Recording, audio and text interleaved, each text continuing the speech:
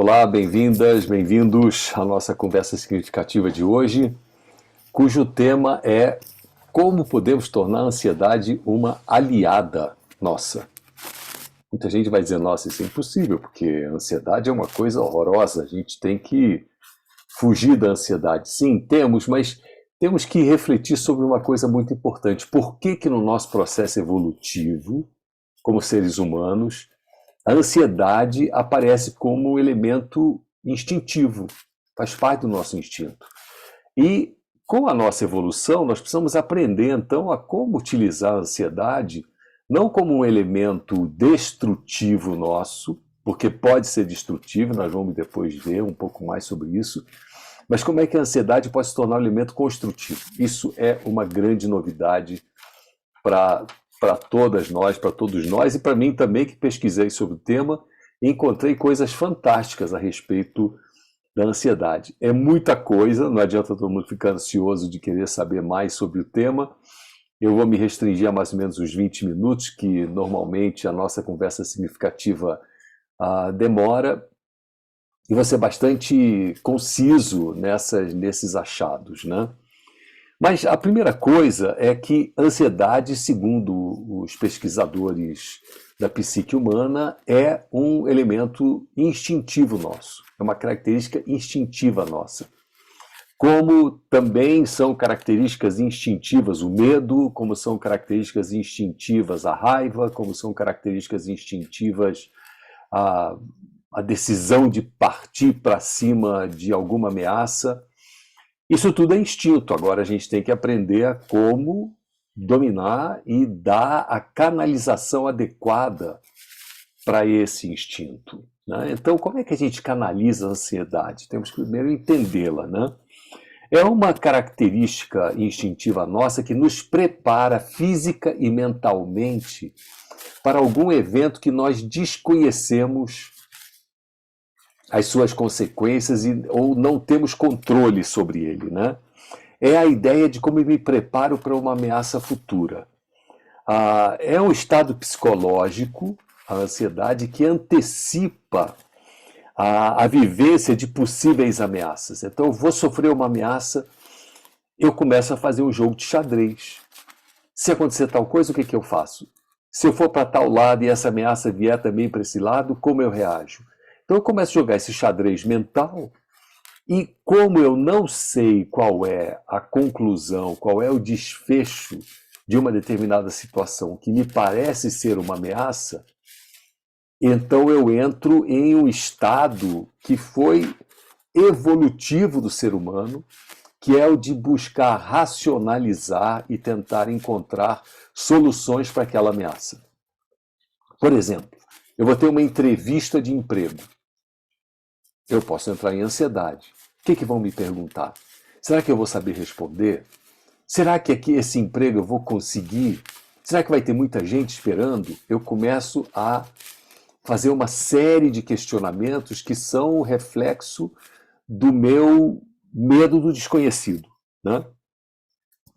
Ansiedade, o primeiro encontro com uma pessoa que eu estou paquerando. Estou paquerando aqui pela internet, ou sei lá, encontrei a pessoa, marcamos um encontro. O primeiro encontro, o que vai acontecer? Será que nós vamos nos entender? Será que é a pessoa que eu estou procurando para a minha vida? Enfim, a ansiedade aparece nessas situações, né? Como a ansiedade, por exemplo, aparece para criança no primeiro dia de aula. Minha mãe vai me abandonar, vou ficar sozinho na escola? Será que eu vou gostar da professora? Será que eu vou entender a matéria? Tudo isso são perguntas que nós fazemos e que é uma característica instintiva nossa. Agora, a ansiedade se manifesta exatamente por uma aglomeração de energia mental, né, que são produzidas pelas nossas crenças e valores. Então, são as nossas crenças e valores que ditam o nosso grau de ansiedade.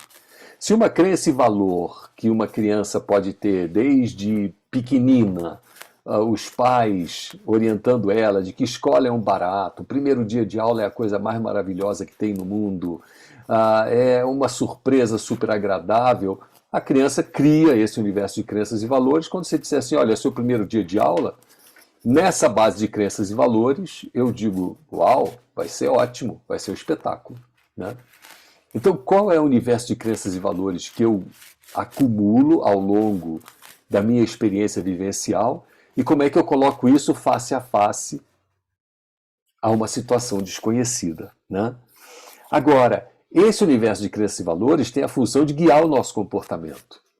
Então eu preciso me municiar de um universo de crenças e valores que me ajude a minimizar os meus graus de ansiedade. Porque os meus graus de ansiedade vão ser quão mais elevados quanto forem as minhas crenças e valores que se contradizem com a situação inovadora que está por aparecer. Agora, a ansiedade exerce uma função maravilhosa, importantíssima, que é prever e antecipar o perigo. Prever e antecipar a possível ameaça diante de toda e qualquer demanda da vida, né? Então, olha que coisa interessante. Eu preciso ter ansiedade? De certa forma, sim. Agora, eu preciso manter essa energia de ansiedade num grau de uma aglomeração de energia tão mental, tão grande, produzida pelo meu universo de valores, eu posso rapidamente avaliar o meu universo de valores e ver se a ansiedade que me criou, que criou-se em mim, desculpe, essa ansiedade está agindo a meu favor ou não. Por exemplo, eu sou professor e vou dar a minha primeira aula. Estou profundamente ansioso. Como será a minha primeira aula? Qual é o papel da ansiedade? O papel da ansiedade é eu fazer a pergunta: mas Irade, você se preparou para a aula? A aula é sobre o quê? O assunto que você tem que apresentar nessa aula está devidamente preparado?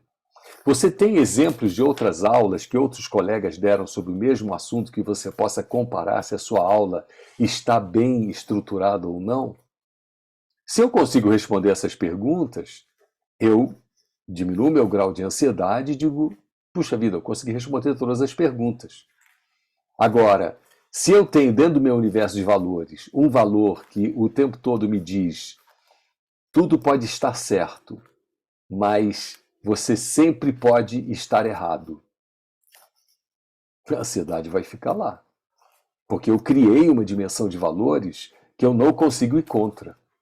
Mas se eu crio uma dimensão de valores que diz toda vez que você planeja bem alguma coisa, a probabilidade desta coisa dar certo é muito grande, próxima de 100%, então eu tenho um universo de valores em que a ansiedade ela tem um papel fundamental, que é eu me questionar, comparar o meu questionamento com a preparação que eu preciso fazer para aquele evento, né?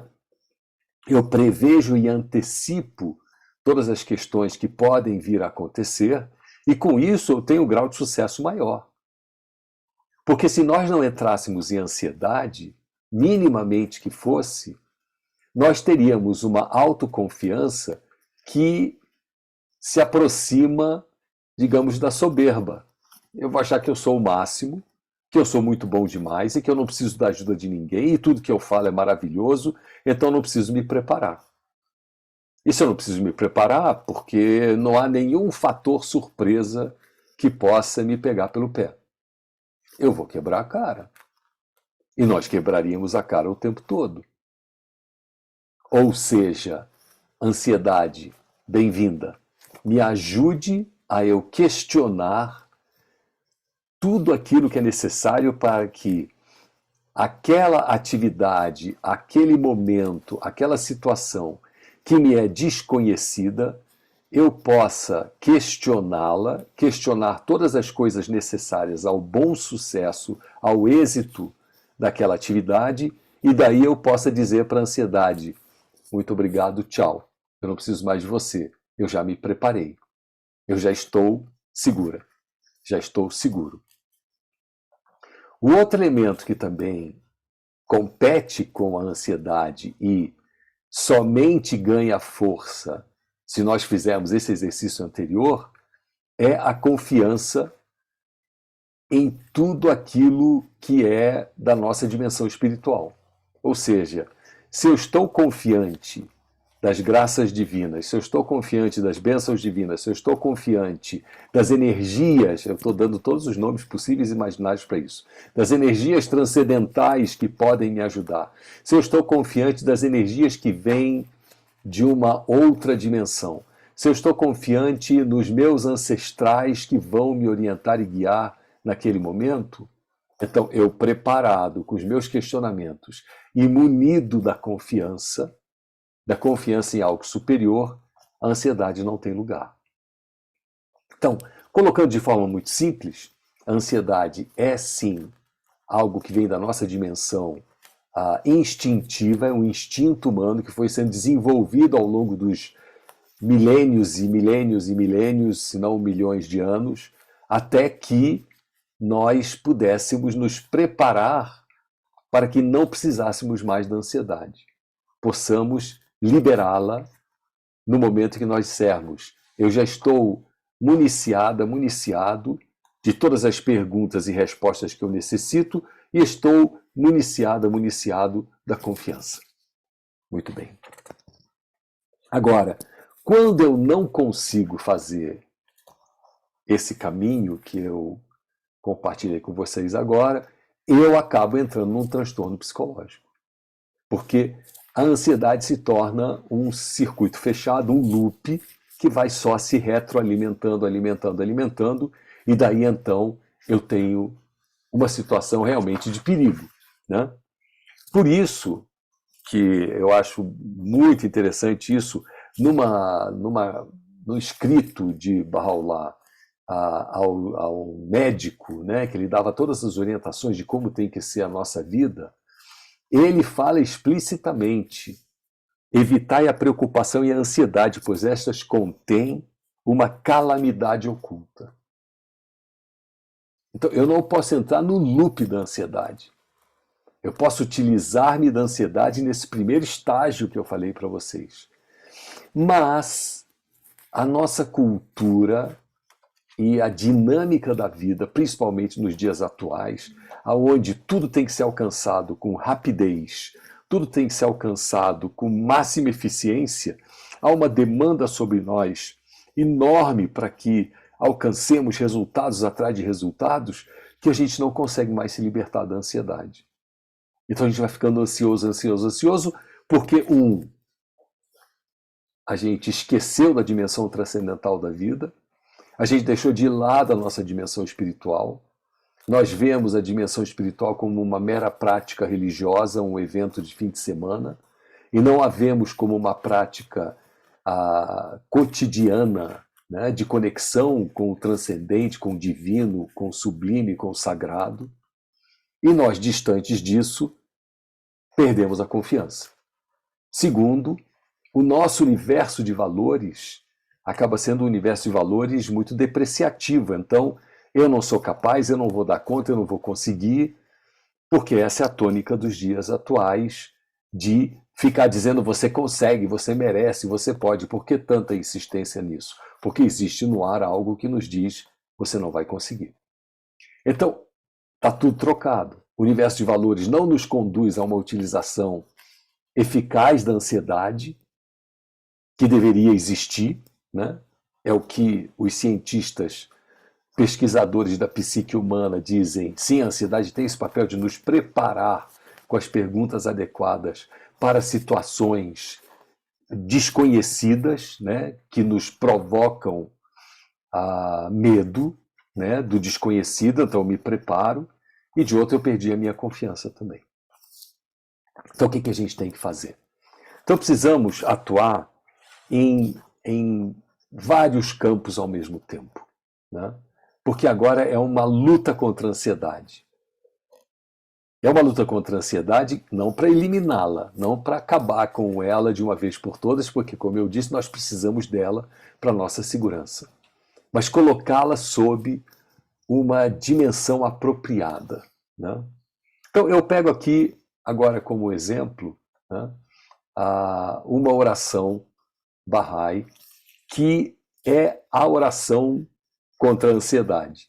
Mas a gente tem que entender cada palavra. Nós não vamos ter tempo aqui de podermos dissecar essa oração, porque cada palavra dessa oração nos conduz a uma compreensão sobre a nossa realidade humana e sobre a nossa psique. Mas a oração diz o seguinte: ó Deus, refresca e alegra meu espírito, purifica meu coração, ilumina meus poderes. Em tuas mãos confio todos os meus interesses. És meu guia e meu refúgio. Não mais se apossarão de mim a tristeza e a ansiedade, e sim o contentamento e a alegria. Ó Deus, jamais me entregarei à aflição, nem permitirei que os desgostos me atormentem ou as coisas desagradáveis da vida me inquietem. Ó Deus, és mais meu amigo do que eu sou de mim mesmo, dedico-me a Ti, ó Senhor. Muito bem, o que a gente está pedindo nessa oração? Primeiro, refrescar e alegrar nosso espírito. O que significa refrescar e alegrar o espírito? Como a gente refresca e alegra o espírito? Porque na oração a gente está pedindo isso, né? Mas eu preciso encontrar os mecanismos de refrescar e alegrar o meu espírito. O que nutre o meu espírito? O que fortalece o meu espírito? É a oração? É a meditação? São as boas práticas? São os atos louváveis? Há uma série de coisas que nos leva a esse frescor e essa alegria espiritual. Depois a gente pede, purifica meu coração. O que significa buscar um coração puro? Um coração isento de preconceitos, um coração isento de julgamentos. Nós somos exímias julgadores. O tempo todo nós estamos julgando todo mundo. Dentro da família a gente está julgando, fora da família a gente está julgando, o nosso companheiro, filho, filha, a gente está julgando o tempo todo. Porque nós achamos que nós fazemos melhor do que o outro. E que o nosso julgamento é o julgamento correto e adequado. Então, como é que eu purifico o meu coração de julgamento, de apegos? Purifico o meu coração de vieses, né? De preconceitos. Depois, a gente pede que os nossos poderes sejam iluminados. Quais são os meus poderes? Vocês já se questionaram quanto a isso? Que poderes eu tenho? Cada um de nós. O que Deus me concedeu como poderes? Será que eu tenho o poder de alegrar outras pessoas? Será que eu tenho o poder de confortar o coração de quem esteja triste? Será que eu tenho o poder de promover a união e o entendimento em algum lugar onde há desunião? Será que eu tenho o poder de abrir os olhos das pessoas com relação a algo que lhes pode ser muito perigoso? Quais são os meus poderes? Né? Então, quando eu peço que ilumine meus poderes, e aí sim abre-se a possibilidade de substituir a tristeza e a ansiedade por contentamento e alegria. Então, eu preparei o caminho para isso. Então, depois a oração segue mais, a gente não vai ter muito tempo de poder falar sobre como eu me blindo contra os desgostos, a aflição, a inquietude, com as coisas agradáveis da vida. É todo um processo de autocentramento e de eu me blindar com relação a tudo aquilo que pode me atacar nessa existência. Né? Depois, por exemplo, se essa é uma linha que eu posso seguir para aumentar a minha confiança, lembrem, aqui na oração está falando sobre em tuas mãos confio todos os meus interesses. Como é que é isso de eu confiar os meus interesses nas mãos de Deus, ou nas mãos superiores, ou nas mãos do universo? Deem o nome que vocês queiram dar. Né? Muito bem, oração é o primeiro. Uma segunda coisa que nos ajuda muito a superar a ansiedade são técnicas de respiração. Há várias técnicas de respiração, mas uma delas que é conhecida é a técnica do 7x11. Né? Você inspira profundamente contando até 7, expira muito lentamente contando até 11. Pode parecer que é fácil, não é fácil. Principalmente para quem está ansioso. Mas, isso aqui não dá certo não. Faça um teste. Quando você se encontrar em situação de ansiedade, respiração. Conta até 7 inspirando, conta até 11 expirando. Faça isso várias vezes. Agora, você pode fazer isso em várias situações, né? Agora, você pode fazer, por exemplo, a respiração 7 por 11 e mentalizar o termômetro da ansiedade. Mentalize na sua frente um termômetro. Você diz, a minha ansiedade está 100. Estou profundamente ansioso. Profundamente ansiosa. Nem sei mais o que fazer. Ok. 7 por 11. Inspira, conta até 7. Expira, contando até 11.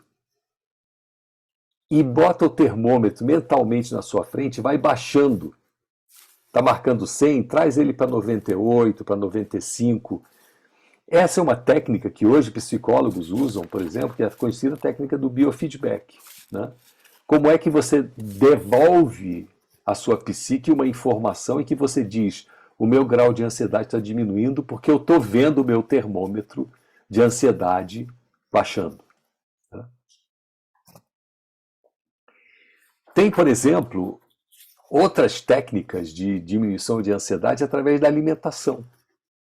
Interessantíssimo isso. Né? Fez-se pesquisas, né, que um elemento chamado triptofano é o elemento que faz diminuir a sensação de ansiedade. Né? É um calmante natural. Agora, onde é que eu encontro esse calmante natural? Obviamente, a gente encontra em tudo aquilo que é bom, mas não faz muito bem à saúde, segundo os médicos. Né? O primeiro deles, chocolate. O chocolate é o que mais tem triptofano para ser liberado rapidamente. Né? Se você fala isso, o nutricionista vai dizer, não pode comer chocolate, não pode comer doce, não pode comer isso, não pode comer aquilo. Bom, mas eu estou aqui em desespero. E é engraçado, a gente sabe intuitivamente que comer chocolate é um negócio que baixa o nosso... Mas tem outras coisas que são menos condenadas como chocolate. Né? Abacate. Se você está com ansiedade profunda o tempo todo, abacate é outro alimento muito rico em triptofano, tá? Porque eles aumentam... E há uma série de discussões, né? Porque até saiu nessa semana nos jornais uma pesquisa, agora dizendo que serotonina alta ou baixa não implica em grau de ansiedade. Mas também, há um tempo atrás, se dizia que ovo é um perigo porque tem colesterol, depois ovo não é mais perigoso porque o colesterol não vem desse ovo. Não importa o que dizem as pesquisas a cada momento. O que importa é que detetou-se e funciona que certos alimentos são capazes de lhe dar um grau menor de ansiedade. Então, outros alimentos dessa lista: mel, banana, nozes, canela. Dá para fazer até uma mistura gostosa aí com essa turma toda. Né? Outro grupo de elementos que podem trabalhar a ansiedade muito bem: massagem. Aquelas pessoas que se encontram em profunda ansiedade, não é aquela massagem relaxante qualquer que a massoterapeuta sai ou o massoterapeuta bagunçando seu corpo inteiro. São as massagens terapêuticas, ou ayurvédica, ou shiatsu, ou outras dessa linha terapêutica, né? Porque eles trabalham os meridianos, e trabalhando os meridianos do corpo, colocam essas energias do corpo realinhadas. Né? Mais uma dica. Né? Agora, por fim, para terminar a nossa conversa hoje, que eu já me alonguei um pouco demais, nós não devemos também considerar que tudo aquilo que é aparentemente uma notícia ruim e pode ser causadora de ansiedade, isso é algo condenável, né? Que é um sofrimento que eu tenho que evitar a qualquer custo. Ou seja, nem todo sofrimento, nem toda dificuldade, ela é necessariamente provocadora de uma ansiedade que seja algo ruim. Então eu vou dar um exemplo rápido para vocês que vem da mitologia persa, né? E que, mais uma vez, é Bahá'u'lláh, um de seus escritos, coloca isso. Existia uma história antiga de um amante que buscava a sua amada. Né? E ele procurava a sua amada em todos os lugares, não a encontrava. Chegava a procurá-la na sarjeta, nas ruas, em meio ao pó, E as pessoas falavam, você procura a sua amada posse, ela é pura luz. Eu falei, eu procuro ela em todos os lugares, eu não aguento, não estou encontrando ela, eu preciso encontrar a minha amada. Uma noite ele sai de casa em desespero, andando pela rua procurando a amada, e de repente ele vê um vulto. E esse vulto começa a persegui-lo. E ele acelera o passo e o vulto acelera o passo. Ele acelera mais o passo, ele entra em desespero e profunda ansiedade, não encontra saída até que ele chega no fim da rua, no muro, e o vulto vai se aproximando, ele diz, é o anjo da morte, vem me levar, e eu vou embora desse mundo sem ter visto minha amada. Ele, em desespero, escala o muro, pula e cai do outro lado. E quem ele encontra? A amada.